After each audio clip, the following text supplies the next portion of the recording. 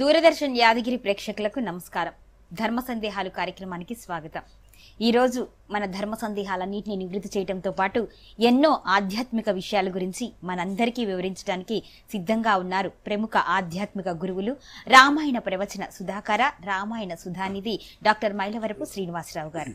వారితో మాట్లాడి మన సందేహాలన్నింటినీ నివృత్తి చేసుకుందాము. అయితే ఈరోజు ప్రేక్షకులు ఒక విన్నపాన్ని మన్నించాలి. కొన్ని సాంకేతిక కారణాల కారణంగా ఈరోజు టెలిఫోన్లు పనిచేయడం లేదు. కాబట్టి మీరందరూ మీ ధర్మ సందేహాలు ఏమిటి అనేది యూట్యూబ్ చాట్ ద్వారా తెలియజేస్తే మీ సందేహాలన్నింటినీ గురువు గారు నివృత్తి చేస్తారు. దయచేసి ప్రేక్షకులందరూ ఈ విషయాన్ని గమనించి సహకరించాలని కోరుతున్నాం. నమస్కారం గురువుగారు. నమస్కారం. గురుగారు, ఈ రోజు మనం కాల్స్ తీసుకోలేము కాబట్టి మనమే ఆధ్యాత్మికంగా కొన్ని విషయాలు మాట్లాడి అదేవిధంగా ప్రేక్షకులు అడుగుతున్న ప్రశ్నలకి మనం సమాధానాలు కూడా చెప్దాము. ముందుగా కొందరు ప్రతిరోజు భోజనం చేసే ముందు భూతబలి ఇస్తూ ఉంటారు కదా, పండుగ రోజుల్లో కూడా అలా చేయవచ్చా అని అడుగుతున్నారు. భూత బలి అంటే కాకి ఒక పిండాన్ని పెట్టడం, అంటే అన్నం మనం తినబోయేటటువంటి అన్నపు ముద్దని పెట్టడం, అలాగే ఏవైనా పిచ్చుకలు మొదలైనటువంటి వాటికి ధాన్యపు గింజలు వేయడం, ఇలా ఏవైతే భూత అంటే ప్రాణం కలిగి ఉన్నాయో, జీవిస్తూ ఉన్నాయో అటువంటి వాటికి ఆహారాన్ని పెట్టమని. ఎవరికైనా ఆహారం అనేటటువంటిది పెట్టడంలో ఈరోజు పెట్టకూడదు, ఈరోజు పెట్టచ్చు అనేటటువంటి నియమం ఏది ఉండదు. ఎవరికైనా భోజన దానం అనేది చాలా గొప్పదైనటువంటి పని. అంటే పండుగ రోజుల్లో విశేషంగా కూడా పెట్టాలి. ప్రత్యేకంగా ఆ విధమైన భోజనాన్ని వాటికి ఏర్పాటు చేస్తే మా గురించి పట్టించుకునేవాడు ఈ యజమాని కూడా ఉన్నాడు అని ఆలోచించి ఆనందించి ఆశీర్వచనాన్ని ఇస్తాయి మనకి. సంక్రాంతి రోజుల్లో అలా చేస్తారు, ఉగాది రోజున అలా చేస్తూ ఉంటారు. ముఖ్యంగా విశేషమైనటువంటి భూత బలిని ఏర్పాటు చేస్తూ ఉంటారు. అది చాలా అవసరం, ముఖ్యం కూడా. గురువు గారు, బాలామణి గారు బ్రిగారు అడుగుతున్నారు. గురువు గారు అన్నారు, రోజు ఒకే దేవుడికి పూజ చెయ్యాలా, దానికి ఏదైనా ఆధారం ఉందా అని అడుగుతున్నారండి. చాలా గొప్ప ప్రశ్న. మన వాళ్ళందరికీ పిచ్చి అలవాటు ఉంటుంది. ఆదివారం నాడైతే సూర్యుడిని మాత్రమే, సోమవారం అయితే శంకరుణ్ణి, అలాగే మంగళవారం అయితే ఆంజనేయ స్వామిని, బుధవారం దగ్గరికి వచ్చేసరికి అనుమానం. బుధవారం నాడు గణపతినా లేకపోతే విష్ణువునా, ఎందుకు ఇలా అనుమానాలు వస్తున్నాయి? ఈ విధానం నిజం కాదు. కాబట్టి ఆవిడెవరో ఉన్నట్టుగా ఖచ్చితంగా అడిగారు. ఒకటే ఒకటి గుర్తుంచుకోవాలి, ఆదివారం నాడు ఆదిత్య శక్తి హెచ్చుగా ఉంటుంది, అంటే సూర్యశక్తి హెచ్చుగా ఉంటుంది. కాబట్టి ఆదివారం నాడు సూర్యునికి సంబంధించిన శ్లోకమైన జపాకుసుమ సంకాశం కాశ్యపేయం మహాద్యుతిం తమోరిం సర్వ పాపగ్నం ప్రణతోస్మి దివాకరం, ఇలా మొత్తం అన్ని రోజులకి అన్ని శ్లోకాలు ఉంటాయి.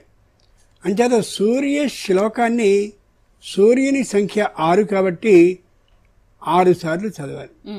ఆ తర్వాత మీరు ఇంట్లో ఏ దైవాన్ని ధ్యానిస్తూ ఉన్నారో ఆ దైవాన్ని ధ్యానించాలి తప్ప సూర్యుడిని మాత్రమే ధ్యానిస్తూ వాళ్ళ అమ్మ కానీ చెల్లెలు కానీ ఇంకోళ్ళు కానీ ఇదిగో వెంకటేశ్వర స్వామి శ్లోకం డబ్బాబే ఇవాళ ఆదివారం వెంకటేశ్వర స్వామి కుదరదు అనకూడదు.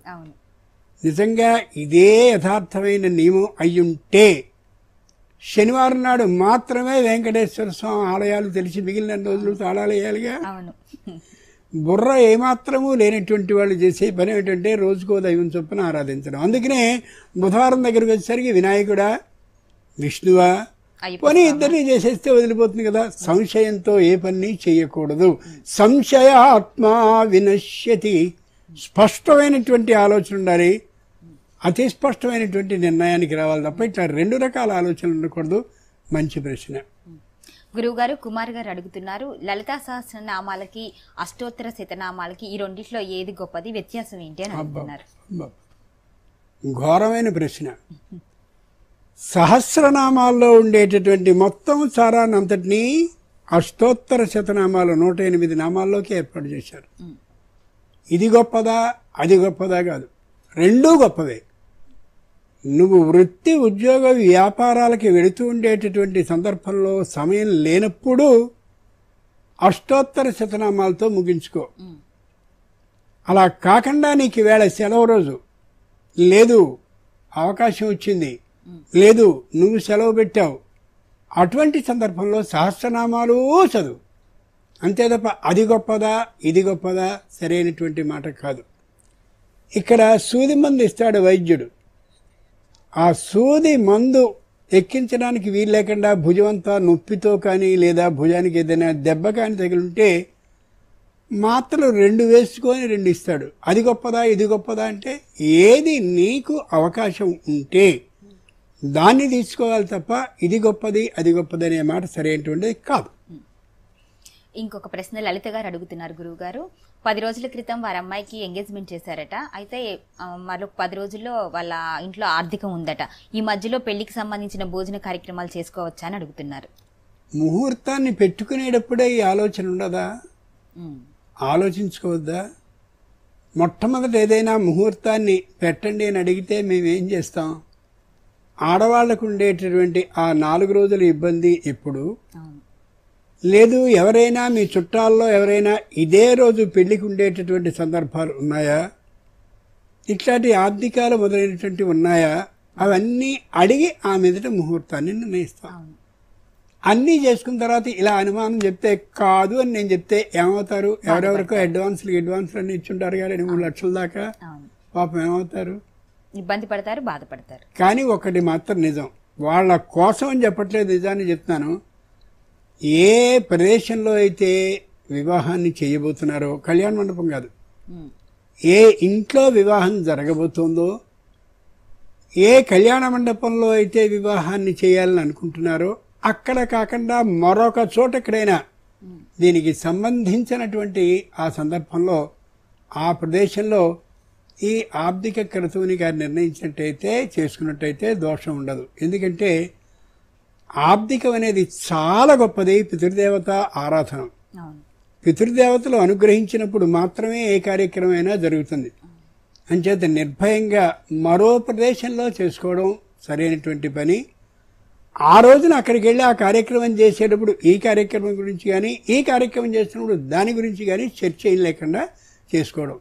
ఆర్థికం మాత్రం అపవిత్ర కార్యం కానే కాదు, అశుభ కార్యం అస్సలు కాదు. గురువుగారు మరో ప్రశ్న చూద్దాం.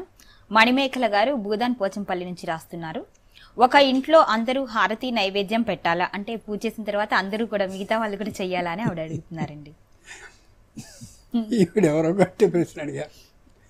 ఒక ఇంట్లో 10 మంది ఉన్నారు, 10 మంది హారతులు, 10 మంది నైవేద్యాలు, 10 మంది అన్ని ఇచ్చేస్తుంటే 10 మంది ఇచ్చిన హారతి పొగకి దేవుడు మొత్తం నల్లబడిపోతారు, ఎవరో కనిపించారు.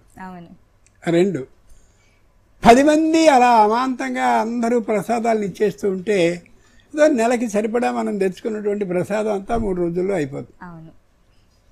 న్యాయానికి నిజమైనటువంటి విధానం ఏమిటంటే ఇంటి యజమాని ఎవరైతే ఉంటారో ఆయన మొదటి పూజని చేయాలి. ఇది దేవాలయంలో ఎలా ప్రధాన అర్చకుడు మొట్టమొదటి పూజని చేస్తాడో అలా. ఒకవేళ ఆయన కాని ఊళ్ళో లేకపోయినా, ఆయనకి దైవభక్తి ఏమాత్రమూ లేకపోయినా, ఉన్న భక్తి కూడా తక్కువ అయినా గృహిణి ఖచ్చితంగా చేయాలి. ఆవిడ నైవేద్యం అంతకుముందు హారతి దేవ అలా అన్నీ ఇచ్చేసిన తర్వాత మిగిలిన వాళ్ళందరూ కూడా చేయవలసిన పూజను చేసుకోవడం వరకే తప్ప మొత్తం అందరూ కూడా ఇచ్చేసేయడం అనేది అవసరం ఏమాత్రమూ లేదు. అది సరి కాదు కూడా. బాగా ఆలోచించుకోగలగాలి. మంచి ప్రశ్న.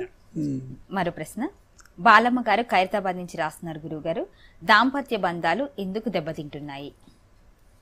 గొప్ప ప్రశ్న. ఓ పిల్ల తల్లి ఫోన్ చేస్తుంది, మీ అబ్బాయి పెళ్ళికున్నట్టు కదండి. అవును. జీతం ఎంతండి? మొదటి ప్రశ్న ఏమిటంటే జీతం ఎంత? వాడు ఏం చదివాడు, వాడి ఆలోచన ఏమిటి, వాడి బుద్ధి వైభవం ఎంతుంది, ఎన్నెన్ని మెడల్స్ సాధించాడు, ఏమీ లేదు. జీతం ఇంత అని ఒకవేళ ఈ పిచ్చి ఆయన పొరపాటు ఆయన కానీ చెప్పాడంటే అయితే పే స్లిప్ ఉందండి.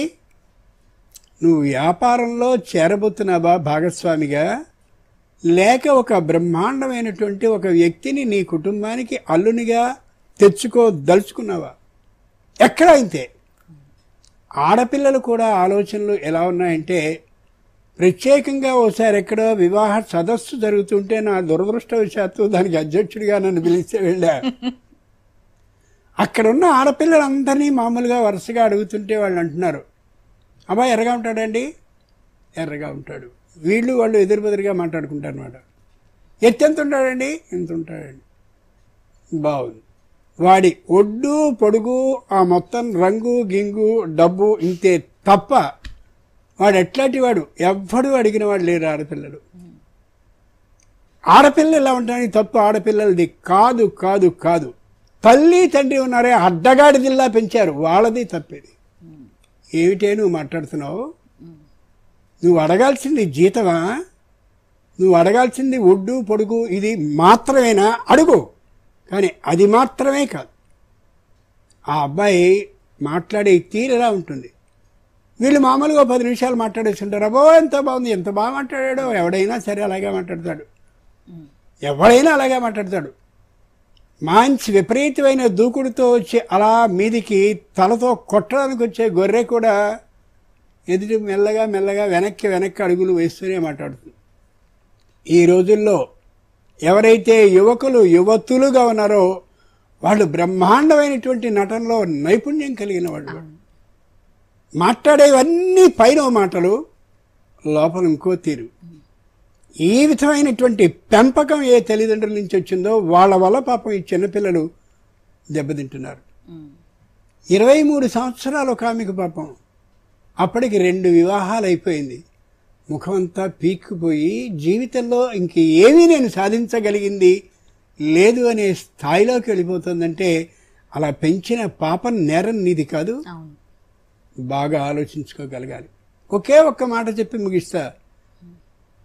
నలదమయంతుల చరిత్ర మనం చూసినా ఇంకెవరిదైనా చూసినా అతని రూపం కాదు గుణ ఆఢ్య విధానంబునన్, అతని గుణాలని గమనించి వివాహానికి నేను ఇష్టపడతాను. ఆవిడ ఈవేళ గుణాలని గమనించి చేసేవారు ఉన్నారా? ఆ అబ్బాయి అన్నీ మంచివాడండి, చక్కగానే ఉంటాడు, కానీ రంగు తక్కువ అండి. రేపు ఏదైనా చిన్న యాక్సిడెంట్ లాంటి జరిగింది అనకూడదు, కానీ ఇది మంచి ఎర్రగా ఉంది, ఉంటుందా? అందంగా ఉంటుందా? కావాల్సింది అది మనం గుర్తుంచుకోవాల్సింది. కంచు మోగినట్లు కనకమ్ము మోగున విశ్వదాభిరామ వినురవేమ. కంచు మీద ఇలా కొడితే అబ్బో ఎంత బాగుందండి కంచు. కానీ కంచు కనకాల్లో బంగారంలో బంగారమే గొప్ప తప్ప బంగారం అంత గొప్పది కంచు మాత్రం కాదు. బాలమ్మ గారు చాలా మంచి ప్రశ్న అడిగారు ఖైరతాబాద్ నుండి. ఈవేళ లోకల్లో ఉండే అందరికీ కూడా ఉపదేశపూర్వకమైనటువంటి మాట ఇది. సంతోషం. రాజమండ్రి నుంచి అడుగుతున్నారండి. నిన్న ఆవిడ 59 సుబ్బలక్ష్మి గారు అడుగుతున్నారు. నిన్న 59వ పుట్టినరోజు వేడుక జరుపుకున్నారంట, పెళ్లి రోజు జరుపుకున్నారట. ఆవిడ శుభాకాంక్షలు అడుగుతున్నారు. అదేవిధంగా హనుమంతుణ్ణి హనుమదీశ్వరుడు అని ఎందుకంటారు అని అడుగుతున్నారండి. హనుమదీశ్వరుడు అనే మాట ఎక్కడా ప్రత్యేకంగా కనిపించదు. కవిత్వానికి సంబంధించిన శ్లోక రచనలో హనుమదీశ్వర అని ఉంటారు తప్ప ఆయనకి 12 నామాలున్నాయి. హనుమాన్ అంజనాసూను వాయుపుత్రో మహాబల వరుసగా ఉన్నాయి 12 నామాలు. అది ఆవిడికి అందరికీ చాలా మందికి వచ్చు కాబట్టి మళ్ళీ చదవట్లేదు. ఆ 12లో కూడా హనుమదీశ్వర అని ఉండదు. ప్రత్యేకమైన అర్థవంతమైన మంత్రపూర్వకమైన మంత్రంగా మననం చేయదగిన శక్తి ఉన్నటువంటి నామాలు ఈ 12. మామూలుగా అర్థం చెప్పుకోవాల్సి వస్తే హనుమదీశ్వర అంటే ఈశ్వర అనే మాటకి సమర్థత కలిగిన వాడు అర్థం. ఈశ్వరస్య అసౌ హనుమాంశ హనుమదీశ్వర, సమర్థుడైనటువంటి ఆంజనేయుడు అని. ఆంజనేయుడు ఎక్కడ సమర్థుడు కాదు, ఎక్కడైనా సమర్థుడే. కాబట్టి హనుమదీశ్వర అనేది కేవలం కవిత్వంలో గణం కోసం రాయబడ్డటువంటి మాట తప్ప అదో గొప్ప విశేషం కలిగినటువంటి నామంగా అనుకోవాల్సిన అవసరం లేదు. ఇక ఆవిడికి పెళ్లి రోజు ఆశీస్సులు నిన్న 59వ పెళ్లి రోజు జరుపుకున్నారంటండి. సంతోషంగా ఇలాగే ఆవిడ ఎన్నెన్నో పెళ్లి రోజులు జరుపుకోవాలని, ఆ మనుమలు మనవరాలు అందరితోనూ సుఖంగా ఉండాలని హృదయపూర్వకంగా కోరుకుందాం. ఇందాక మీరు చెప్పారు వివాహ వ్యవస్థ గురించి మనం మాట్లాడుతున్నాం. బాలమ్మ గారు అడిగిన ప్రశ్నకి అసలు వివాహాన్ని చేసుకోవాలనుకున్నప్పుడు అబ్బాయి గాని అమ్మాయి గాని ఇప్పుడు మీరు చెప్పిన దాని ప్రకారం ఏ ఏ గుణగణాలు ఎంచుకోవాలి? అంటే అమ్మాయి అబ్బాయిలో ఏం చూడాలి, అబ్బాయి అమ్మాయిలో ఏం చూడాలి అంటారు? మంచి పాయింట్. ఈవేళ ఇది లేకపోవడం బట్టే కళ్యాణ మండపంలో వివాహం అయి నేను చూస్తుండగా కళ్ళతో వీధిలోకి వచ్చి అటు వాళ్ళు అటు ఇటు వాళ్ళు ఇటు కోట్ల రూపాయలు తగలబడేస్తున్నారు. అమ్మాయి అబ్బాయిల్లో ఈ దిక్కుమాలిన ఫోనుల్లో అందులో ఈ కర్ణపిశాచి వచ్చిన తర్వాత మరీ చండాలం అయిపోయింది మొత్తం అంతా కూడా ప్రపంచం. దీని ఇష్టాలేమిటో చెప్పేస్తుంది, వాడి ఇష్టాలేమిటో చెప్పేస్తారు. వీళ్ళిద్దరూ కలిసి మాట్లాడేసుకుంటారు. నాకు అరటికాయ వేపుడు వాడు ఇష్టం ఉంటాడు, కాదు బంగాళదుంప నాకు ఇష్టం ఉంటుంది. అక్కడి నుంచి తన్నులాట మొదలవుతుంది, మొత్తం నాశనం అయిపోతుంది. సిగ్గుందా? ఏమైనా బుద్ధి ఉందా మాట్లాడుకునేదానికి? పూర్వం రోజుల్లో మాట్లాడుకోవాలంటే తల్లి తండ్రి అక్కడ ఉండగా వాళ్ళిద్దరినీ పిలిచి మాట్లాడించేవారు. మాట్లాడే సందర్భంలో మాట్లాడే మాటల్లో ఎంత పైన పులి చర్మం కప్పుకున్న గాడిద ఓండరే పెడుతుంది. అంచేత వాడు కానీ అది కానీ మాట్లాడేటటువంటి మాటల్లో టక్కున ఎక్కడో తనలో ఉన్న నైజం బయటపడుతుంది. నైజం అంటే నిజ లక్షణం బయటపడుతుంది. అంచేత తల్లి తండ్రి సమక్షంలో మాట్లాడుకున్నట్లయితే నువ్వేమనుకుంటున్నావు, ఏం చేసావు కదా, చదివావు కదా, తర్వాత ఏం చేద్దాం అనుకుంటున్నావు, నీ భార్యతో నువ్వు విదేశాలకు వెళదాం అనుకుంటున్నావా, లేక కొన్నాళ్ళు భార్యని ఇక్కడ నుంచి అక్కడికి వెళదాం అనుకుంటున్నావు, ఇట్లాంటి ప్రశ్నలు కానీ అడిగినట్లయితే వాడిలో దానిలో కనిపించే యథార్థమైనటువంటివి బయటపడతాయి. అప్పుడు నిర్ణయాన్ని చేసుకోవచ్చు. అన్నిటికంటే ముఖ్యంగా ఏంటంటే డబ్బు ఆస్తి గురించి మాట్లాడుకోకూడదు. మాట్లాడుకుంటే మొత్తం ధ్వంసం అయిపోతుంది కార్యక్రమం అంతా కూడా. ఇది గమనించాల్సిన విషయం. రెండవది, చుట్టుపక్కల వాళ్ళందరినీ కూడా వాకపు చేయాలి. ముఖ్యంగా వారికి శత్రువులు లేనటువంటి వాళ్ళని వాకపు చేయాలి. ఆ కుర్రాడంటే పడని వాడిని వాళ్ళప్పుడు చెప్తారు మనకు రహస్యాలు, దీని గురించి వివరాలు తెలుసుకోవాలి. వాటిల్లో నిజమెంతో అబద్ధమెంతో మనకు అర్థమైపోతూ ఉంటుంది ఎంతలా చెప్పినా. అలా చేస్తే కుటుంబాలు నిలుస్తాయి, కలిసి ఉంటాయి. గురువుగారు మరో ప్రశ్న పంకజం గారు అడుగుతున్నారు. అమ్మవారిని మణిద్వీపవాసిని అంటారు కదా, సో అమ్మవారి దగ్గర బ్రహ్మ విష్ణు మహేశ్వరులు కూడా ఉంటారు. వీళ్ళల్లో ఎవరు మూలము అని అడుగుతున్నారు. వీరందరికీ ఆదిశక్తి మూలం, ఆది పరాశక్తి మూలం. మనకి చిన్నప్పుడు మామూలుగా అంటుండేవారు, విత్తు ముందా చెట్టు ముందా అని. చెట్టు రావాలంటే విత్తనం ఉండాలి. ఆ విత్తనం చెట్టు నుంచే వస్తుంది. ఈ రెంటికి ఏది ముందని, ఈ రెంటికి ముందెవరంటే ఆవిడ. ఒక విత్తనాన్ని ఓ చెట్టుని ఆవిడ సృష్టి చేసింది. కాబట్టి మొత్తం అంతటికీ మూలం ఆవిడ.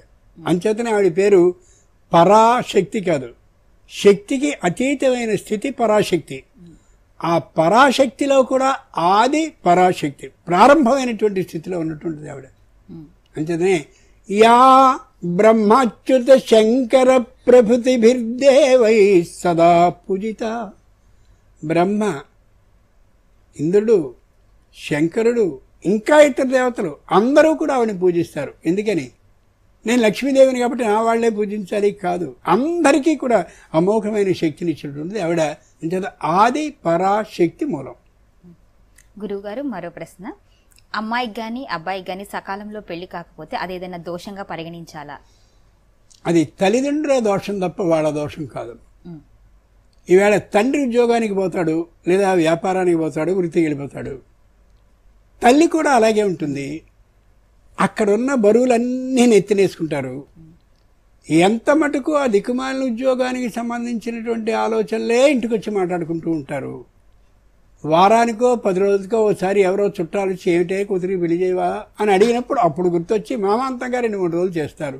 ఇది నిజానికి నిజం నేను మాట్లాడేది. మనకి పల్లెటూళ్ళలో ఒక సామెత ఉంది ఇప్పటికీ, పర్వం వస్తే పైట వేయాలి. పర్వం అంటే యవ్వనం వస్తే పైట వేయాలి, పైట వేస్తే పెళ్లి చేయాలి. ఎంత గొప్ప మాట అది. పూర్వులు ఇంత రహస్యం ఉన్నటువంటి పెద్ద సమాచారాన్ని ఓ చిన్న మాటలో చెప్పేవారు. పర్వం వస్తే పైట వేయాలి, పైట వేస్తే పెళ్లి చేయాలి. నీ కూతురికి నువ్వు సంబంధించినటువంటి ఏవి నగలు కొనుక్కోవాలో అవన్నీ కొంటున్నావు. పిల్లాన్ని ఎలాంటి వాడిని చూడాలనేటువంటి విషయంలో మాత్రం ఆలోచనలో పడుతున్నావు. ఒకే ఒక్కటి గుర్తుంచుకోవాలి, తల్లిదండ్రులు కోపం వచ్చినా సరే ఉన్నది ఉన్నట్టుగా మాట్లాడేయడమే. 21వ సంవత్సరం వచ్చింది అని అనగానే ఇవాల్టి రోజుల్లో ప్రకారం పెళ్లి మాత్రమే ఓ పని తప్ప పెళ్లి కూడా ఓ పని కాదు, పెళ్లి మాత్రమే ఒక పనిగా ఖచ్చితంగా కానీ ప్రయత్నాన్ని చేస్తే 23, 24 దాటకుండా అయిపోతుంది. చాలా మందికి అలా నేను చెప్పాను, వాళ్ళు అలా చేసుకున్నారు. ఒకే ఒక్క మాట, 35 ఏళ్ళు వచ్చి ఓ కారు కొనుక్కుని, ఓ ఫ్లాట్ కొనుక్కుని, ఇంకోటి కూడా కొనుక్కుంటూ, ఇంకో స్థలం కొని, ఇంకో పొలం కొని, అన్నీ కొనేసుకుని ఇప్పుడు పెళ్లి గురించి నేను ఆలోచిద్దాం, నీకు రేపు సంతానం ఆలస్యం అవుతుంది, 60 ఏళ్ళు వచ్చేసరికి 4 ఏళ్ల పిల్లలు ఉంటారు, నీ బతుకేమైపోతుంది అక్కడ. ఇబ్బందిగా ఉంటుంది. అది ఆలోచన ఇబ్బంది కాదు, బతుకు ఏం ప్రయోజనం ఉండదు. ఇక వాడు 4 ఏళ్ళు, వీడికి 60, దానికి ఏదో 50, 60, 55, ఏమిటి సాధించగలిగింది? వాళ్ళని ఎప్పుడైనా ఎత్తుకొడుతూ ఉంటే మనవడాండి అని అడుగుతారు. కాదు కాదు, మా అబ్బాయే. ఏ కాలంలో ఆ విధమైనటువంటి పని చేయాలి. ఆకలి వేసినప్పుడు భోజనం చేసిన దానికి కంటే కూడా ఆకలి తీరిన తర్వాత భోజనానికి ఎవరు పిలిచినా మనం తిన్నా సరి అయినటువంటి పని కాదు. 21 ఆ వయసులో ఎంత ఉత్సాహంగానూ ఉంటారు వాళ్ళు. 16 మరీ ముందు, 25 కాస్త ఇబ్బందే. 21వ సంవత్సరంలో వాళ్ళకి ఉత్సాహం ఉంటుంది. అప్పుడు కానీ సంతానాన్ని కంటే మేధాశక్తి బాగుంటుంది, జ్ఞాన అజ్ఞాన వివేచన ఉంటుంది, తల్లిదండ్రుల మాట వినే వయస్సు కూడా అదే. అది దాటిన తర్వాత వినే ప్రశ్న ఉండదు. ఆలోచించు చూసుకోవాలి. గురువు గారు, మరో ప్రశ్న. ఒక మనిషి తన జీవిత కాలంలో ఏ ఏ కర్మలను తీర్చుకోవాలి? ఏ కర్మలను, రుణాలను తీర్చుకోవాలి. రుణాలు అది ఒకటి పితృగుణం అంటారు. పితృ అంటే తల్లి తండ్రి కలిపి, మాతాచ పితాచ పితరవు తయోహృణం పితృగుణం. తల్లి తండ్రికి ఖచ్చితమైనటువంటి విధానం చేయాలి. జీవతోర్వాక్యకరణాత్, తల్లి తండ్రి జీవించి ఉండగా వాళ్ళ మాటని వినాలి. మా నాన్నకి అసలు బాగా బుర్ర సరిగా ఉండదండి, ఆయన మాట మేము వింటే నాశనం అయిపోతుంది కుటుంబం. ఆయన అలా ఉంటే తల్లి బలిష్టంగా ఉండి ఆవిడ సరైన పద్ధతుల్లో చెప్తూ ఉంటుంది. ఎందుకు అమ్మా నాన్న మాట వినాలి? వాళ్ళకి అనుభవం ఉంది కాబట్టి. జీవతోర్వాక్యకరణాత్ ప్రత్యబ్దం భూరి భోజనాత్. నాన్న లేదా అమ్మ లేదా ఇద్దరూ కూడా గతించినట్టయితే భూరి భోజనాత్. భూరి అంటే ఎక్కువ అన్నం అని కాదు అర్థం, ఎక్కువ మందికి అన్నం అని అర్థం.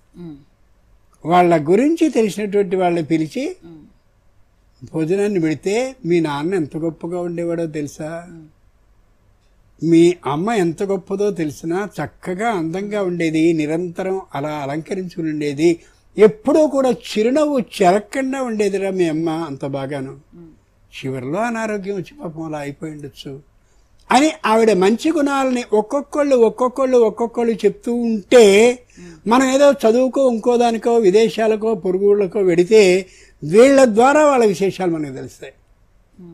ఎంత గొప్ప మాట అది. నువ్వు ఇంత చేశావు కదే, నీకు ఇది ఇద్దామని అనుకుంది మీ అమ్మమ్మ, ఖచ్చితంగా ఇస్తుంది అని నువ్వు కూడా ఆశించావు కదా. కానీ ఇంట్లో వాళ్ళు పడనివల కట్టి కుడుపుతుందే ఆ పాపం. ఇవన్నీ చెప్తారు. ఎవరైనా సరే మరణించేటటువంటి స్థితిలో, మరణాసన్న స్థితి అంటారు, అలాంటి సమయంలో ఇదిగో ఈ హారం ఇద్దాం అనుకుంటున్నా, దానికి అది చేసినంత జాకిరీ నాకు మామూలుగా కాదు, మొత్తం నేను మంచంలో పడుంటే అంతా చేసింది, దానికి ఇద్దామని అనుకుంటున్నాను. ఆవిడ కాస్త వెళ్ళిపోయిన తర్వాత అమ్మాయి అవకాశం వదిలిపోయింది. ఉండగానే ఇస్తుందేమో అని భయపడి వచ్చాం మేము, ఇల్లంతా కూడా. మొత్తానికి ఆవిడ వెళ్ళిపోయింది, ఇప్పుడు ఇవ్వక్కర్లేదు. ఈ విధమైనటువంటి పాపం సంతానం మీదకి వెళుతుంది, గుర్తుంచుకోవాలి. సంతానం ఖచ్చితంగా ఇబ్బంది పాలవుతారు. ఆవిడ పైలోకి నుంచి అలా అంటూ ఉంటుంది కాబట్టి ఇవన్నీ కూడా తెలిసేదే. ప్రత్యబ్ధం భూరి భోజనాత్ గయాయాం పిండదానాచ్చ. గయకి వెళ్ళి వీళ్ళిద్దరినీ తలుచుకుని, మరణించిన వాళ్ళైతే వాళ్ళని మాత్రం తలుచుకుని పిండాన్ని దానం చేస్తూ సుఖంగా నన్ను చూడవయ్యా కుటుంబాన్ని. ఎప్పుడు అయో అని అనుకునే పరిస్థితి లేకుండా చూడు. ఒకవేళ అలాంటిదే నా పూర్వ జన్మ పాప కారణంగా వచ్చేటైతే తేలికగా కష్టం నుండి బయటపడేలా చెయ్యి అని ప్రార్థిస్తే తప్పక జరుగుతుంది. ఈ రుణాలని మనం తీర్చుకోగలిగినట్లయితే, చాలామంది రుణం విషయం మాట్లాడడం, ఇవి తీర్చుకోగలిగితే సంపూర్ణమైన వ్యక్తిత్వం మనిషికి వస్తుంది. వ్యక్తిత్వం అంటే వ్యక్తిగా ఉన్నందుకు ఉండవలసిన లక్షణం ఆ వ్యక్తిలో ఉన్నట్టు లెక్క వస్తుంది. అది గుర్తుంచుకోగలగాలి. గురువుగారు, మరో ప్రశ్న చూద్దాం. నరసింహ గారు అడుగుతున్నారు, ఏరువాక పౌర్ణమి గురించి వివరించండి అంటున్నారు. ఇది మంచి ప్రశ్నమ్మా. ఈవేళ ఏ 4 మెతుకులు మనకి నోట్లోకి వెళుతున్నాయో ఆ మెతుకులు నోటిలోనికి వెళ్ళడానికి మొట్టమొదటి నిజమైనటువంటి చాకిరీ చేసిన సేవకుడు ఎవరంటే వృషభం ఎద్దు. రాత్రి నిద్రపోతున్నప్పుడైనా సరే అలా ఒకసారి తడితే టక్కన లేచి ఏం చెయ్యాలి అని భుజాన కాడి వేస్తే, భుజాన అరక వేస్తే అమాంతంగా వచ్చి ఆ పొలంలోకి దిగుతుంది. పోనీ చకచక నడిచేటటువంటి విధంగా ఉంటుందా?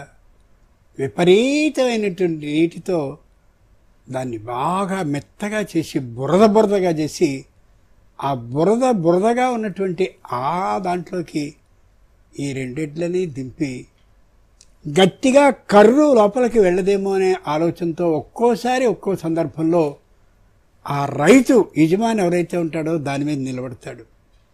బురదలో తమ 4 కాళ్ళు చొప్పున 8 కాళ్ళు దిగబడిపోతూ ఉంటే వీడి బరువు ఉన్నటువంటి ఆ నాగలి కర్రు మీద నిలబడి అలా తీసుకొస్తూ ఉంటే అంత శ్రమ చేసేటటువంటి ఆ ఎద్దుకి నిజంగా పూజించద్దు. నిజమైన కృతజ్ఞతని ప్రదర్శించేటటువంటి రోజు వేళ ఏరువాక పౌర్ణమి. ఎంత గొప్ప మాట. అక్కడి నుంచి ఎప్పుడైతే ఆషాఢంలో తొలకరి చినుకు పడుతుందో అప్పటి నుంచి చాకిరీ ఎప్పటిదాకా చేస్తుంది అంటే సంక్రాంతి రావడానికి ముందు రోజు వరకు చేసి మొత్తం ధాన్యాన్ని అంతట్లీ అన్ని గాదుల్లోకి అందరికీ నింపాక అప్పుడు ఆనందంగా బయలుదేరి వస్తుంది మన ఇంటి ముందుకి. వస్తే గంగిరెద్దు అని ఉంటుంది, దానికి మామూలుగా పైన బొంతల్ని కప్పితే కాశ్మీరు శాలువాని పండితుడికి కప్పితే ఎంత ఆనందపడతాడో అంత ఆనందపడి అమ్మా అని అరుస్తుంది. దానికి మనం పూజ చేయదు. కృతజ్ఞతాభావం, కృత చేయబడినటువంటి మేలుని గుర్తుంచుకునే తనం నేర్పేది ఎవరంటే మనుషులు కాదు, ఎద్దులు, పశువులు నేర్పుతాయి మనకి. నిజంగా మనం అంతకంటే నీచమైన స్థితిలో ఉన్నాం కాబట్టి ఎందరికో ఉద్యోగాలు ఇచ్చిన సందర్భాలు ఉన్నాయి. ఉద్యోగం చేస్తున్న రోజుల్లో వాడన్నాడు, ఆయన ఇచ్చిందేముంది, నేను చదువుకుంటే కదా వచ్చింది. నిజమే కావచ్చు, కానీ నువ్వు చెప్పినటువంటి ఆ ప్రశ్నలకి సమాధానాలు అవి కానీ విన్నట్టయితే 2 చెవుల మధ్య తలన్నవాడు ఎవడు కూడా ఉద్యోగాన్ని ఇవ్వడు. కానీ ఉన్న ఆ దిక్కుమాల జనంలో నువ్వే గొప్పవాడు వేయవు కాబట్టి ఇచ్చాం. అర్థమవుతుందా? రాజ్యాంతే నరకంధ్రం అంటే ఇదే. చివరిలో కొన్ని ఒత్తిళ్ళు గిత్తులు రకరకాలు ఉంటాయి కదా. అంచేత కృతజ్ఞతాభావం ఇదే కాని ఉంటే మనకి తల్లిదండ్రులకు కూడా నిజంగా అంతటి రోగం నాకు వచ్చిందా అమ్మా, అప్పుడు అర్ధరాత్రి భుజం మీద అలా వేసుకుని నన్ను తీసుకువెళ్ళి అక్కడ వైద్యం చేయించావా, ఎంత గొప్ప మాట. ఈ కృతజ్ఞతాభావం ఉంటుంది. అలాగే ఆవు ఎక్కడో అకస్మాత్తుగా కంటుంది. కన్నప్పుడు తన దూడను తాను ఎత్తుకోలేదు, ఇలా భుజాన వేసుకోలేదు.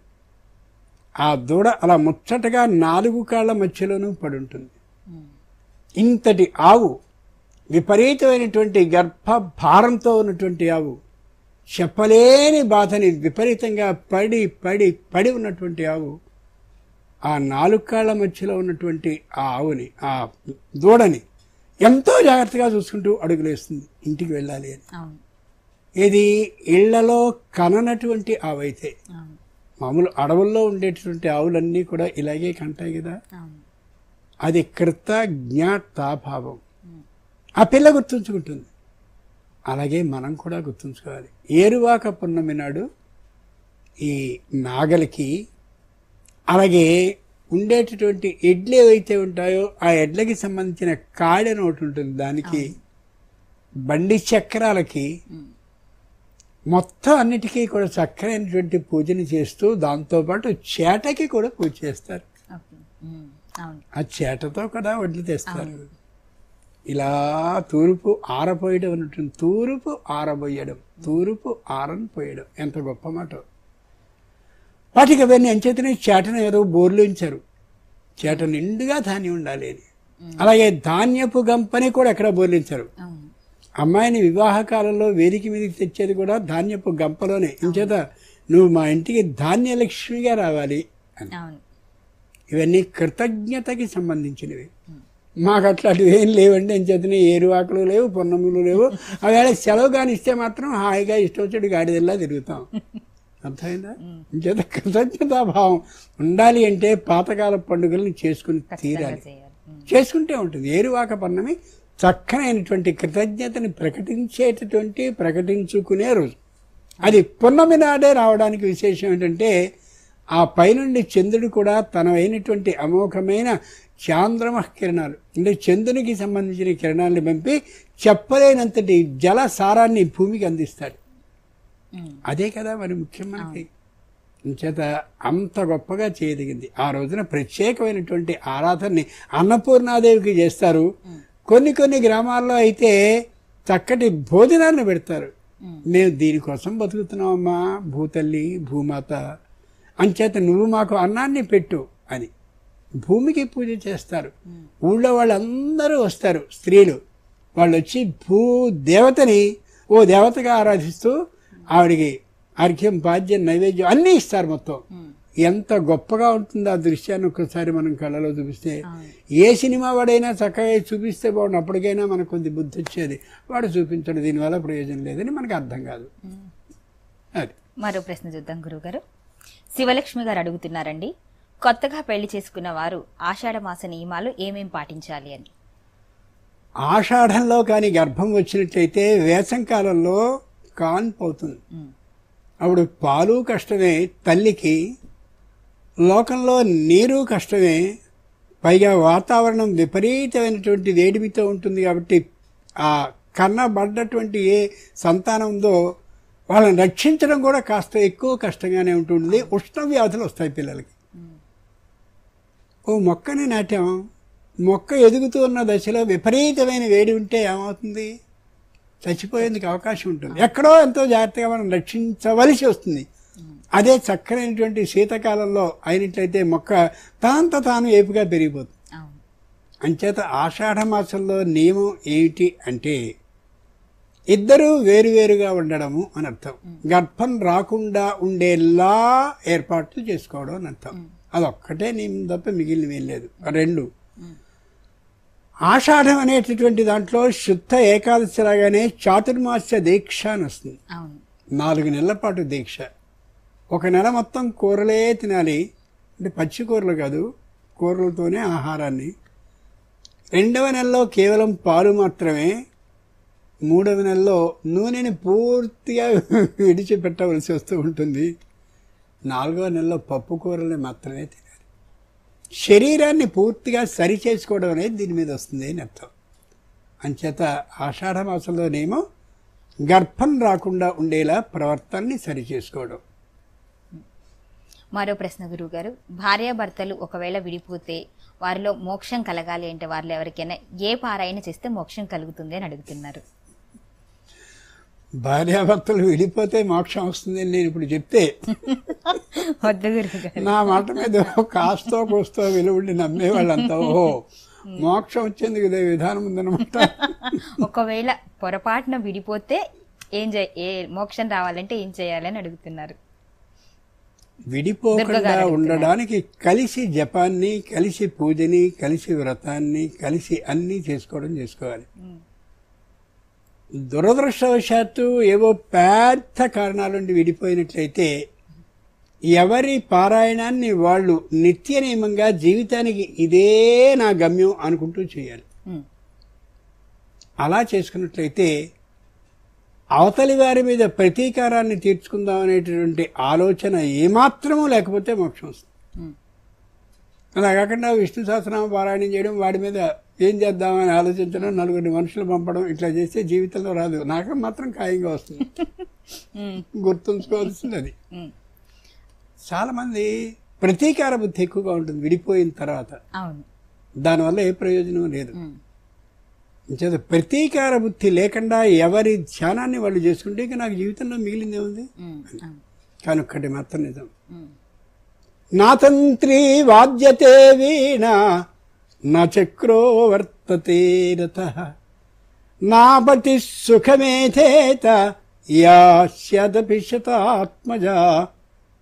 సీతమ్మ అత్తగారితో చెప్పింది. అత్తగారు కోడలికి కాదు, శ్రీమద్ రామాయణం చిత్రంగా ఉంటుంది. సీతమ్మ అత్తగారితో చెప్పింది, అమ్మా ఎక్కడా చక్రం లేకుండా రథం నడిచినట్టుగా నేను చూడలేదు, వినలేదు. అలాగే తంత్రులు లేకుండా వీణ మోగినట్టు నేను ఎరగను, సాధ్యపడదు కూడా. 100 మంది పిల్లలకి తల్లి అయినప్పటికీ కూడా భర్త దగ్గర మాత్రమే భార్యకి ఆ చనువు, అధికారం, శక్తి, స్వాతంత్ర్యం ఉంటుంది తప్ప పిల్లల దగ్గర మాత్రం కాదు. ఆ కోడలో పిల్లలో గబుక్కున సూటిపోటి మాట కానీ అన్నారంటే విపరీతంగా గుచ్చుకుంటుంది. దాన్ని చెప్పుకోగలిగిన చోటు ఎవరంటే భర్త మాత్రమే. కొద్ది నోటిని అదుపు చేసుకోగలిగితే భార్య భర్త అనుకూలుడై సాష్టాంగపడతాడు. ఇష్టం వచ్చినట్టుగా నోటిని పెంచేసిన పిల్లల దగ్గర వెళ్ళిపోతా అంటే అస్తమానం బెదిరిస్తే పో అంటారు. అదే 6 నెలలు కాదు, సంవత్సరం అక్కడ, సంవత్సరం కాదు 10 సంవత్సరాలు అక్కడే ఉండే హాయిగా, ఏం పర్లేదు. అలాగే వీడి విషయంలో కూడా ఏవైనా భార్యాభర్తలు ఒకచోట ఉండేటటువంటి ఆ అనుబంధం పెరుగుతుంది తప్ప ఉంటే అక్కడెక్కడో వాళ్ళ దగ్గర, ఇక్కడెక్కడో వీళ్ళ దగ్గర ఉంటే ఆ అత్తగారు ఎప్పుడు ఇక్కడే పడి ఉంటుందండి బాబు, దుంప దంచేస్తూ ఉంటుంది అనే మాటలే తప్ప ఎవరు ఎదురుగా మాత్రం అబ్బో ఎంత గొప్పవారండి మీరు, ఇదే విధం అన్నట్టనా. ముందు మాత్రం గొప్పగా చెప్తారు, వెనకాల చాలా విపరీతంగా తిట్టుకుంటారు. మంచిది కాదు. చదువు విడిపోవడం అనేది జరగనేకుండా ప్రయత్నం తీసుకోవాలి. నలుడు దమయంతి అరణ్యాల్లో విడిపోతే మళ్ళీ కలిసారా ఆలోచించుడు. అది విడిపోవడం గొప్ప కాదు, కలిసి ఉండడం గొప్ప. అసలు మన హిందూ ధర్మం ప్రకారం వివాహం చేసేటప్పుడు ఖచ్చితంగా జాతకాలు ఇవన్నీ చూస్తూనే ఉంటారు. అలాగా చేసిన వివాహంలో తర్వాత కొన్ని సంవత్సరాల తర్వాత వాళ్ళు విడిపోవాల్సిన అవసరాలు ఎందుకు వస్తున్నాయి అంటారు గురువు గారు? ఒక్కటే, నేను, నాది, నా ఆస్తి, మా నాన్న, మా అమ్మ, ఈవేళ 100లో 90% ఖచ్చితంగా తల్లుల వల్లే చెడిపోతున్నాయి. ఏం భయం లేదు. ఒక జడ్జి గారు తన తీర్పులో స్వయంగా రాశాడు, ఈ అమ్మాయి తల్లితో 14 గంటల పాటు పగలు ఆమె నిద్రించకుండా ఉంటే 11 గంటల 19 నిమిషాలు మాట్లాడింది అని రాశాడు. పేపర్లో వచ్చింది.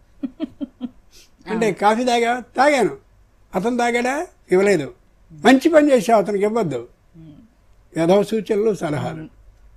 ఈ కన్ను రెప్పల్ని రెంటిని విడదీసి గురువు మధ్యలో ఆయన వేలు పెట్టాడు. బాబాయ్ మండిపోతుంది నీ కన్ను, బాబాయ్ బాబాయ్ బాబాయ్ మండిపోతుంది, నీరు గారిపోతుంది, ఎర్రబడిపోతుంది. ఇది భార్య, ఇది భర్తారా? మీ ఇద్దరి మధ్యలో ఎవరు చేరినా, మీ నాన్న కానీ మీ అమ్మ కానీ ఇంకెవరన్నా చేరితే, పక్కింటిది కానీ పొరుగింటిది కానీ ఎవరు చేరినా సంసారం నాశనం అయిపోతుందని చిన్న ఉదాహరణతో పెద్ద ప్రపంచాన్ని చూపించాడు ఆ గురువు. ఈవేళ జరుగుతున్నది ఆ ఇద్దరి మధ్యలో చేరడమే, ఒకటి చేరడమే. చక్కగా ఉండేటటువంటి ఆ దశరథుడు, కైకమ్మ అనే ఇద్దరి మధ్య సంసారంలో మందర అనేది చేరింది. చెప్పినటువంటి మందర బాగుంది, విన్న కైకమ్మ బాగుంది. సీతారామ లక్ష్మణుడు 14 ఏళ్ళు పోయారు. పూర్వపు ఇతిహాస పురాణాన్ని కానీ వింటే బుద్ధి వస్తుంది. కొత్త కాలపు చిన్న పెద్ద తెరలను చూస్తే ఉన్న బుద్ధి కాస్త పోతుంది. మరో ప్రశ్న చూద్దాం గురువుగారు. సావిత్రి గారు అడుగుతున్నారండి, లవకుశులకు సీతాదేవి రామపత్ని అని ముందే తెలుసా? ఇది గొప్ప ప్రశ్న అమ్మా. పూర్వపు ఇతిహాస పురాణాల్లో ఎంత గొప్పతనం ఉంటుందో. వాల్మీకి మహర్షికి ఆమె ఆపన్న సత్వ గర్భవతిగా ఒక వనంలో కనిపించింది. అది ఇంకా చిత్రం, ఆయనకి తెలుసు, దివ్య దృష్టితో చూశాడు ముందు.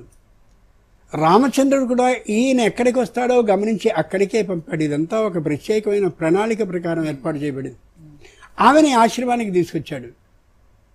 తీసుకొచ్చిన తర్వాత ఎవళ్ళు కూడా ఆడెవరు 3 వదిలేసిందా 3 ఉన్నాడా ఒకటే వచ్చేది ఏమిటి ఇట్టడి పిచ్చి కూతలు మాట్లాడేవాడు ఎవళ్ళు. ఆయనే పూతచరిత ఆర్యపుత్రి ఆపన్న సత్వ మనోరమ. ఆవిడ పవిత్రమైన చరిత్ర కలిగింది. మనందరి చేత పూజింపబడదగినటువంటి ఇల్లాలు. ప్రస్తుతం గర్భవతిగా కూడా ఉంది. అంచేత అందరూ ఆవిడ్ని చాలా జాగ్రత్తగా సేవించుకోండి. నాకు కూతురు అయితే ఎంత గొప్పగా మీరు చూస్తారో అలా ఆ విధంగా ఆవిడ్ని సేవించుకోండి అని చెప్పాడు. అంటే ఒక కుటుంబానికి సంబంధించిన రహస్యాన్ని ఎంత జాగ్రత్తగా దాచాలో చెప్పాడు మహానుభావుడైన వాల్మీకి. ఇవాడైతే అలా ఉండదు. ఇక విపరీతంగా లాగేసి ఇంకో పని లేదు, ఇక పూజ లేదు, పురస్కారం లేదు, దీని గురించి ఆలోచించడమే కావాలి మాకని ఎవరికి తోచింది వాళ్ళు చెప్పి మొత్తానికి ఛిద్రం చేసి పడేస్తారు. అలా వాల్మీకి మనిషి ఎంత జాగ్రత్తగా గుంఫనగా ఆ విషయాన్ని ఉంచేశాడంటే కుశీల వాళ్ళిద్దరికి కూడా ఆమె తల్లి అని తెలియదు, రామపత్ని అనేటటువంటి విషయం తెలియదు, రామునికి భార్య ఈవిడనే విషయం తెలియదు. ఎక్కడ తెలిసింది? ఆ అయోధ్య నగరానికి అందరినీ పిలిచిన తర్వాత బ్రహ్మాండమైనటువంటి రామ కథని వినిపించడానికి వాల్మీకి అవకాశం ఇచ్చాక అప్పుడు ఆ కథని వింటుంటే ఈయన రాముడా ఈమె సీత అప్పుడు అర్థం. అంత గుంఫనగా విషయాన్ని ఉంచేవారు. కుటుంబానికి కావాల్సింది గుంఫన. పెద్ద అరుపులు అరుచుకుంటూ ఉంటే అద్భుతంగా విషయాలన్నీ బయటకు వచ్చేస్తాయి. కోపం కారణంగా వస్తాయి, పట్టుదల కారణంగా వస్తాయి. ఈ దరిద్రపు చిన్న చిన్నమైనటువంటి చిత్రాలు చూస్తూ ఉంటే పనికి మాలిన వాటిని కాట్ల కుక్కల్లా ఎలా దెబ్బలాడుకోవాలి, కొత్త రకంగా పోట్లాడుకునే తీరేమిటి, అయ్యయ్యో ఈ మర్చిపోయాం, ఈ భంగిమ చాలా గొప్పగా ఉంటుంది పోట్లాటలో అని నేర్చుకుని మొత్తం సంసారాలు నాశనం చేసుకుంటున్నారు. గుర్తుంచుకోగలగాలి, ఇవి సంసారాలు, యంత్రాలు కాదు. యంత్రానికైతే మరో చోట నుంచి ఎక్కడం, మరో చోట నుంచి ఆ పరికరం తెచ్చి బిగించవచ్చు. ఇది సంసారం. ఈ విధమైనటువంటి దృక్పథం ఉండాలి. పూర్వం రోజుల్లో దేవాలయంలో చక్కని చెట్టు కింద ఒక పండితుడు కూర్చొని చెప్తూ ఉంటే సంసారాలు బాగుపడేవి. ఈవేళ సాయంత్రం 6:30 కాగానే మనం అలా పెట్టుకు చూసుకుంటూ ఉంటే ఈరోజు కొంత రేపు కొంత రేపు కొంత చొప్పున అలా అలా అలా వచ్చి సంసారాలు నాశనం అయిపోతున్నాయి. వాళ్ళకి నాశనం అవుతున్నాయి, వీళ్ళకి నాశనం అవుతున్నాయి. అందరూ కలిసి లబ్బును ఎడవడం చోట కూర్చుని ఏమిటి ప్రయోజనం? ఆలోచించి చూసుకోవాలి. తల్లిదండ్రులు దాన్ని అదుపు చేయగలగాలి. అలాంటి సంసారాలు కొన్ని ఉన్నాయి, ఇక్కడికి కూడా చూడడానికి వీల్లేదు అనేది ఇష్టపూర్వకంగా చేశారు. వాడు నియమించరు, శాసించారు. గురువుగారు, ఇప్పుడు ప్రస్తుతం ఉన్న రోజుల్లో భార్యాభర్తల బంధం అనేది ఒక అసలు టాస్క్ లాగానే అయిపోయింది. ముఖ్యంగా భార్య అనే వ్యక్తి ఎవరైతే ఉన్నారో భర్తని అనుమానించడం, ముఖ్యంగా ఫోన్లు చూడటము, ఆయనకి ఉన్నది లేనిది ఆయన మీద అనుమానం పడటం, ఏదన్నా అంటే ప్రేమ అనటం అంటున్నారు. అసలు భార్యగా పాటించవలసిన నియమాలేంటి? భర్తని ఏ విధంగా ఆవిడ ప్రేమించాలి, ఆదరించాలి? గొప్ప మాటమ్మా. సత్యభామ ఓ రోజు సాయంత్రం ద్రౌపది దగ్గరికి వెళ్ళింది. ఓ విషయం అడుగుతాను చెప్తావా అని. పూర్వం రోజుల్లో చెప్పను అనేది అనేవారు కాదు, చెప్పే రీతిలో చెప్పేవారు.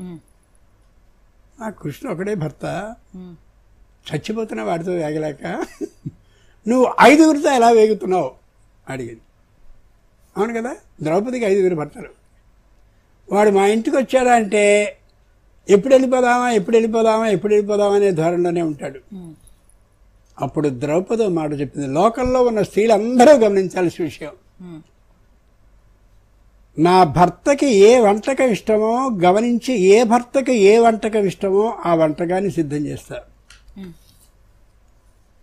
భర్తలందరూ నేను నిద్రించడాన్ని ఎప్పుడూ చూడరు, వాళ్ళందరూ నిద్రించాక నేను నిద్రిస్తా.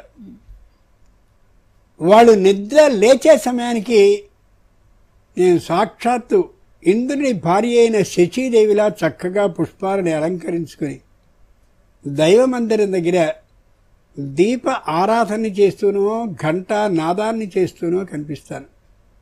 వాళ్ళు ఒక నమస్కరించబోయి అబో భార్య కదా అని ఆగుతారు. వాళ్ళకి ఇప్పుడు ఈ విషయం కావాల్సి వస్తుంది, ఇప్పుడు ఈ వస్తువు కావాల్సి వస్తుంది, ఈయనకి గద కావాలి, ఆయనకి ధనుస్సు కావాలి, ఆయనకి అని ఎవరికి ఎవరికి ఏ ఏ ఆయుధాలు కావాలో అవన్నీ నేను ముందే సిద్ధం చేసి పెడతాను. ఎవరెవరికి ఏ ఏ తీరు మాటలు ఇష్టమో ఆ విధంగా సంవత్సరానికి ఒక్కొక్కరు నాకు భర్తగా ఉంటారు కాబట్టి అలా చేస్తుండేదాన్ని. వారి విషయాలు వీరి దగ్గర, వీరిలో నచ్చని విషయాలు వారి దగ్గర ఎప్పుడూ చెప్పిందాన్ని కాను. అంచేత తెలుసుకోవాల్సింది ఈ పర ఇంగితజ్ఞత ఉంటుంది సంస్కృతంలో మాటది. ఎదుటి వాని యొక్క లోపలి ఆలోచనని తెలుసుకోవడం. అలా అతనికి ఇష్టమైనట్టు నేను ప్రవర్తించాను అంతే. వాళ్ళందరూ సాష్టాంగపడి నేనంటే ఎంత ఇష్టమో. ఎంతో కష్టమైనటువంటి ప్రదేశానికి భీమసేనుడు వెళ్ళి సౌగంధికం అనే పేరు కలిగిన పుష్పాన్ని తెచ్చి నాకు ఇచ్చాడు. ఎందుకు ఇచ్చాడు? నేను ఇలా ఉంటాను కాబట్టి. ఈవేళ అలా ఉండదు, వ్యతిరేకంగా ఉంటుంది. వాడెవడో చెప్పిన దిక్కుమాలినటువంటి వాటిని చూడడం వినడం చేస్తూ ఉంటే ఇలాగే ఉంటుంది. భర్తని అనుమానించడం ఎలా అనే పుస్తకం వస్తే 1,00,000 కాపీలు వెళ్ళిపోతాయి 5 నిమిషాల్లో.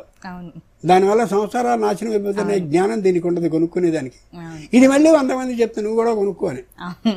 అంటే నా సంసారం ఒకటే కాదు, నీ సంసారం కూడా తగలబడిపోతే ఇద్దరం కలిసి ఏడుద్దామని. సిగ్గుండద్దు. ఆలోచించండి.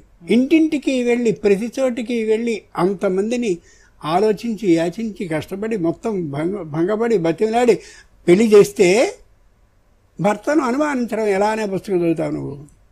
లేదు అట్లాంటి సందేశాన్ని ఇచ్చేటటువంటి చిత్రాన్ని చూస్తావా?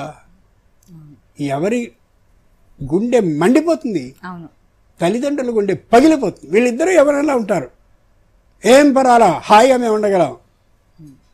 నీకు మంచి బహుమతి వచ్చింది ఉద్యోగంలో, నీకు మంచి బ్రహ్మాండమైనటువంటి PhD లాంటిది ఏదో డిగ్రీ వచ్చింది.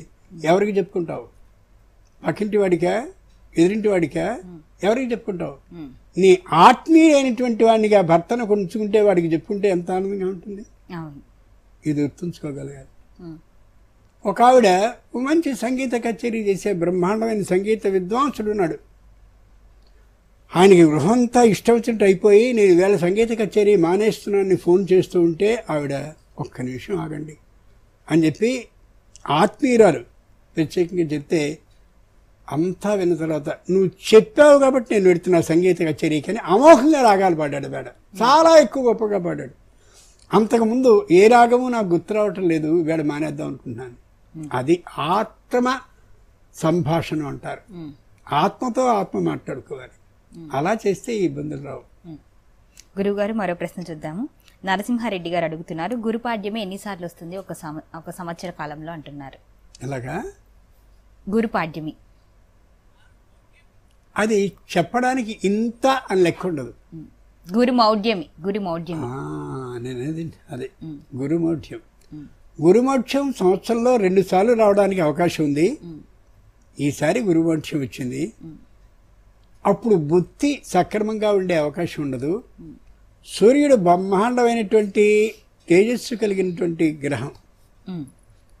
ఈ గురుగ్రహం కూడా మంచి తేజస్సు ఉంటుంది, కానీ సూర్యుని ముందు ఈ గురుగ్రహం వెలవెలపోతూ ఉంటుంది. అంచేత గురుమౌఢ్యమే ఉన్నటువంటి కాలంలో ఏదైనా పని ప్రారంభిస్తే సరైన ఆలోచన తట్టకపోవడం, తట్టిన ఆలోచనని సక్రమంగా అమలు చేయలేకపోవడం, దానివల్ల కొత్త ఇబ్బందులు రావడం, ఆ కొత్త ఇబ్బందులకి సరైనటువంటి పరిష్కార మార్గాలు తెలియకపోవడం అన్నీ జరుగుతాయి. అంచేది గురుమౌఢ్యంలో చేయొద్దన్నారు. ఏం కాదు నేను చేస్తాను, చేసుకో, ఏదైనా వస్తే ఏడుస్తూ కూర్చో. కానీ ఆ ఏడుస్తూ కూర్చునేది మాత్రం గురుమౌఢ్యంలో చేశాను కాబట్టి ఇలా అయిందని వాడు చెప్పడం, అది ఆశ్చర్యం. కానీ ఖచ్చితంగా ఆ కాలాన్ని విడిచిపెట్టడం సరైనటువంటి విధానం. గురువుగారు మరో ప్రశ్న సుబ్బారావు గారు అడుగుతున్నారు, కలియుగంలో ముక్తికి మార్గం ఏమిటి అంటున్నారు. కలౌతు స్మరణాన్ ముక్తి ధ్యాయన్ కృతే యజన్యజ్ఞైస్త్రేతాయాం ద్వాపరే అర్చయన్. ఒకటే చెప్పాడు, ధ్యాయన్ కృతే, కృతయుగంలో ధ్యానించడం, ధ్యేయ చింతాయాం, భగవంతుడు తప్ప ఇంకోలేడని. యజన్యజ్ఞైస్త్రేతాయాం, త్రేతాయుగంలో యాగాలు చేయడం, యజ్ఞాలు చేయడం. ద్వాపరే అర్చయన్, ద్వాపరయుగంలో అర్చన. కలవు సంకీర్త్య కేశవం, నీకు ఇష్టం వచ్చినటువంటి భగవంతుణ్ణి సంకీర్తనం. అలా చేసుకుంటే ఖచ్చితంగా మోక్షం వస్తుంది. అంచేత భగవత్ సంకీర్తనం ఏదైతే ఉందో అది ముఖ్యం. ఇలా చేతులతో భజన చేయించేవారు చిన్నప్పుడు. అవును. గుళ్ళలో ఇప్పటికీ కొన్ని దేవాలయాల్లో చేస్తున్నారు. చక్కగా మీరందరూ భజన చేస్తే బ్రహ్మాండమైనటువంటి పోచంపల్లి పట్టు చీరలు ఇస్తాము అని ఒక ఆయన ప్రకటిస్తే మేము అక్కడ వస్తామండి, మాకేం కుదురుతుంది. అది పరిస్థితి వేళ. నిజంగా ఒక ఆయన ప్రకటించాడు అలాగా. ఓ మహానుభావుడు, ఇదిగోండి మా అమ్మగారు కట్టారు అన్ని, నేను ఇలా ఇచ్చేద్దాం అనుకుంటున్నాను. ఆ కట్టినవి కొత్తగానే ఒకసారి 2 సార్లు కట్టుంటారు, ఇంకా కట్టనివి కూడా అందులో ఉండొచ్చు. ఇస్తామంటే భజన చేయడానికి ఎవరు రావట్లా. ఊరికే ఇస్తే మాత్రం తీసుకుంటాం, ఫోటోలు దిగుతాం. బుద్ధి, జ్ఞానము, చీము, నెత్తురు, సిగ్గు, శరము ఏమాత్రం లేకుండా కఠినంగా అనిపించినా సరే ఉన్నదన్నట్టుగా చెప్తే తప్ప ప్రజల్లో చైతన్యం రాదు, మార్పు రాదు. అందుకోసం ఇంత కఠినంగా చెప్తాను. ఇది ఆవేదనతో చెప్పే మాట తప్ప ఎవరినో తిట్టాలనే ఆలోచన మాత్రం కాదు. అవును గురువుగారు. మరో ప్రశ్న చూద్దాం గురువుగారు. విజయలక్ష్మి గారు శనిసింగనపూర్ నుంచి అడుగుతున్నారండి, దేవుని ముందు ఏడవటం మంచిదేనా? ఏడుపు అనేది హృదయంలో ఉన్న దుఃఖం పెళ్ళుబుకి కూడా వస్తుంది. ఆనందాశ్రులు కన్నులన్ వెడలన్, ఆనందంతో కన్నీరు వస్తుంది, దుఃఖంతో కన్నీరు వస్తుంది. ఆనందంతో వచ్చినటువంటి కన్నీళ్లు చల్లగా ఉంటాయి ఒంటి మీద పెడితే, దుఃఖంతో వచ్చినటువంటి కన్నీళ్లు వెచ్చగా ఉంటాయి. దుఃఖం వెచ్చనితనాన్ని కలిగిస్తుంది, ఆనందం సంతోషాన్ని కలిగిస్తుంది. భగవంతుడి దగ్గర ఏడుపు వచ్చింది నీకు అంటే ఏ విధమైనటువంటి వ్యాధిగ్రస్తురాలివి, వ్యాధిగ్రస్తుడివి కాకపోయినట్టయితే నీకు అలా రావడం అనేది ఏది జరుగుతుందో అది హృదయంలో వచ్చేటువంటి దుఃఖం అని అర్థం. ఉండే ఒక్క కుర్రాడు ఎందుకు పని చేయకుండా భ్రష్టుడైపోయి తిరుగుతూ ఉంటే వాడు ఎలా బాగుపడతాడు రా అనే ఆలోచన కలిగినప్పుడు ఆ దేవుడి దగ్గర ఏది చదువుతున్నా అక్కడి నుంచి ఏదేదేదేదో చదువుతూ మధ్యలో మనిషి కళ్ళు వేగంగా పరిగెత్తిపోతున్నాయి అక్షరాల మీద, కానీ ఏది బుద్ధిలోకి చేరడం లేదు. అప్పుడు వచ్చే దుఃఖం ఉంటుందే అది నిజమైన దుఃఖాశ్రం. చక్కగా వివాహం చేస్తే అమ్మాయి మెతక పిల్ల, మంచిగా ఉండేది, ఎక్కడా తేడా వేలు పెట్టి చూపించడానికి వీల్లేనటువంటి పిల్ల అకస్మాత్తుగా అక్కడి నుంచి సంచిపుచ్చుకుని ఇంటికి వచ్చేస్తే అప్పుడు వచ్చే దుఃఖం గుండె పగిలిపోతుంది. అది అలాంటి సందర్భాల్లో ఏ తల్లి దేవుడి దగ్గర ఇలా ఒకసారి పడి విపరీతంగా దుఃఖిస్తుందో ఆ హృదయగ్రాహీ జనార్దన, హృదయంలో విశేషాన్ని గ్రహించగలిగిన వాడు మహావిష్ణువు కాబట్టి వెంటనే ఎవరు ఈ విధమైన అన్యాయాన్ని ఆ పిల్లకి చేశారో, అత్తే చేశారో మొగుడే చేశాడో లేక ఇద్దరూ కలిపి చేశారో గమనించి అక్కడ కొట్టవలసిన తీరులో కొడతాడు. అప్పుడు బుద్ధి వాళ్ళకు వస్తుంది. కానీ ఈ పిల్ల ఎంత బాధపడుతుందో అది దుఃఖాశ్రువు. అంచేత ఎదురుగా ఏ వ్యాధి లేకుండా హృదయం నిండుగా ఉన్నటువంటి దుఃఖంతో భగవంతుడికి నివేదన చేస్తే భగవంతుడు ఖచ్చితంగా దాన్ని అంగీకరిస్తాడు. ఓ మీరాబాయికి అన్ని మూటలు వేసేసి గోధుమ పిండిని చేయమన్నా వీళ్ళందరికీ ఏరైంది ఇంతే. గురువుగారు ఇవాళ ఎన్నో ఆధ్యాత్మిక విషయాల గురించి వివరించడంతో పాటు ఎన్నో ధర్మ సందేహాలు నివృత్తి చేశారు. ధన్యవాదాలు. చూశారు కదండి ఈరోజు ధర్మ సందేహాలు కార్యక్రమం. తిరిగి వచ్చే వారం ధర్మ సందేహాలు కార్యక్రమంలో మళ్ళీ కలుద్దాం. అంతవరకు సెలవు. నమస్కారం.